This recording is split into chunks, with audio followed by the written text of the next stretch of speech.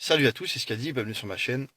Alors, je mets cette vidéo en noir et blanc parce qu'aujourd'hui, je suis en deuil. On vient d'apprendre la mort d'une légende. Il s'agit de Mohamed Ali. Euh, je pense que la jeune génération s'imagine pas à quel point c'est un grand homme. Euh, pour plusieurs raisons, pour des raisons sportives et puis pour des raisons extra-sportives. Alors, pour ceux qui me connaissent sur mon compte YouTube, vous savez que Malcolm X, paix à son âme, est un de mes maîtres à penser. J'inviterai toujours la jeune génération, les jeunes de banlieue, les blacks et les arabes de banlieue en France à étudier la vie de Malcolm X. Et par extension, la vie de Mohamed Ali, Cassius Clay. Euh, je suis en deuil parce qu'il représente une forme de, comment j'allais dire, d'émancipation.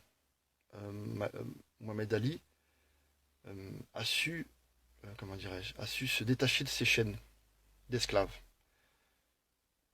Parce qu'il savait faire, c'était la boxe. Mais il savait aussi parler et il savait aussi penser. Euh, Tout le monde le sait, Mohamed Ali s'appelait Cassius Clay, il s'est converti à l'islam. Il a été très proche à un moment de Malcolm X et il a fait partie de la Nation of Islam.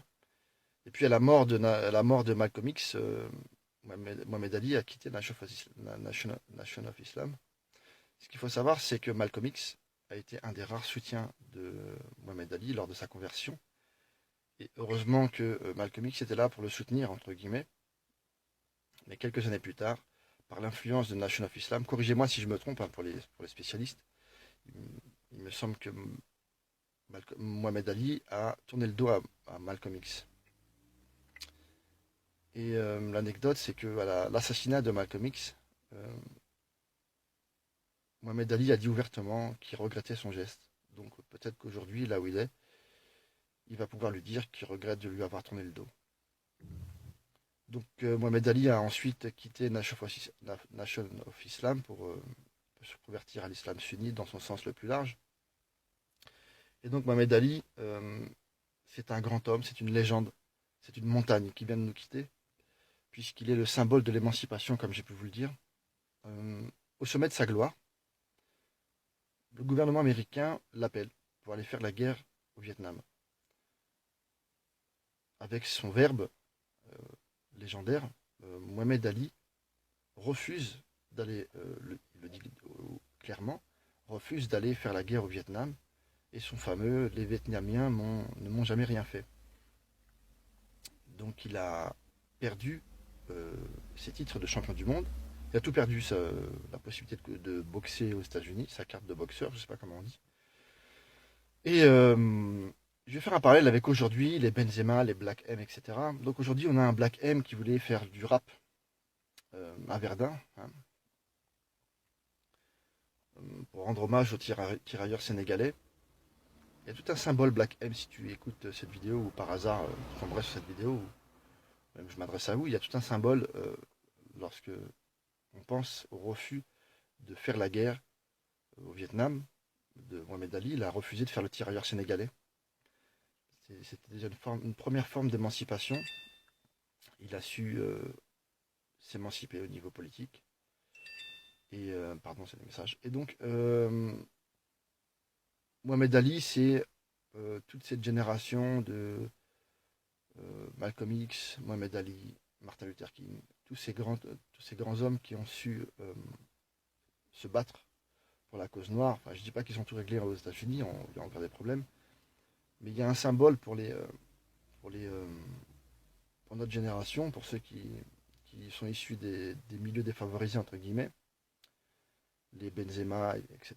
Donc quand j'entends des gens, des sportifs de haut niveau aujourd'hui, euh, faire semblant d'avoir des principes et faire des grandes déclarations, déjà, non seulement je vous garantis que le racisme qu'ont subi des Malcolm X, des Martin Luther King ou Mohamed Ali, si on compare ça aujourd'hui c'est vraiment de la rigolade, hein, je vous le dis. Malgré ça, malgré la violence de la société américaine de l'époque, c'est des gens qui ont su rester intègres.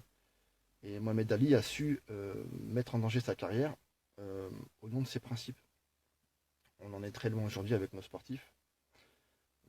preuve, Mohamed Ali s'est vu retirer tous ses titres. Donc le coup de génie, ou là où Mohamed Ali a été cohérent, c'est qu'il a proposé à George Foreman un combat, puisqu'il ne pouvait plus combattre aux États-Unis.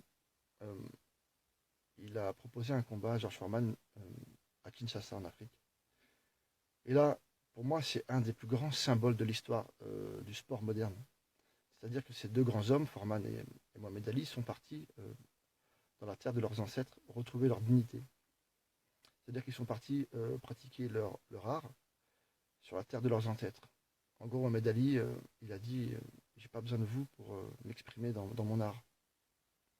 Et la chose la plus grandiose, c'est que Mohamed Ali avait le soutien du peuple. Il était hyper populaire. C'était déjà une légende de son vivant. Et en plus, il a gagné. Euh, Après leur carrière, Foreman et Mohamed Ali, comment dirais-je, je suis admiratif du respect mutuel qu'ils avaient entre eux. C'est aussi une forme de valeur. C'est aussi des valeurs qu'il faut comprendre. Et donc, en nous quittant, Mohamed Ali, c'est une forme de lutte qui s'en va, puisque cette génération qui arrive ne peut peut-être pas comprendre s'ils n'étudient pas cette période de la ségrégation raciale aux États-Unis, ne peuvent pas comprendre comment ces hommes ont été des grands hommes, notamment Mohamed Ali. C'était des grands hommes. Je suis endeuillé parce que c'est comme un grand frère ou un oncle quand je vois Mohamed Ali ou je regarde encore ses combats sur Internet. Euh, Ce sont des modèles. Ils sont issus des. Enfin, je veux dire, par rapport à ce qu'on vit nous en tant que jeunes issus d'immigration, c'est rien du tout, je vous garantis que c'est rien du tout. Donc, si vous voulez comprendre de quelle manière on s'émancipe, de quelle manière on reste digne dans l'oppression, eh ben, étudiez Mohamed Ali, Malcolm X, Martin Luther King. Donc paix à son âme, il part rejoindre Malcolm X et Martin Luther King. Et bien entendu que je me suis précipité pour faire une vidéo lorsque j'ai appris sa mort ce matin, parce que c'est le minimum que je puisse faire. Voilà, donc paix à ton âme, Mohamed Ali, tu vas nous manquer.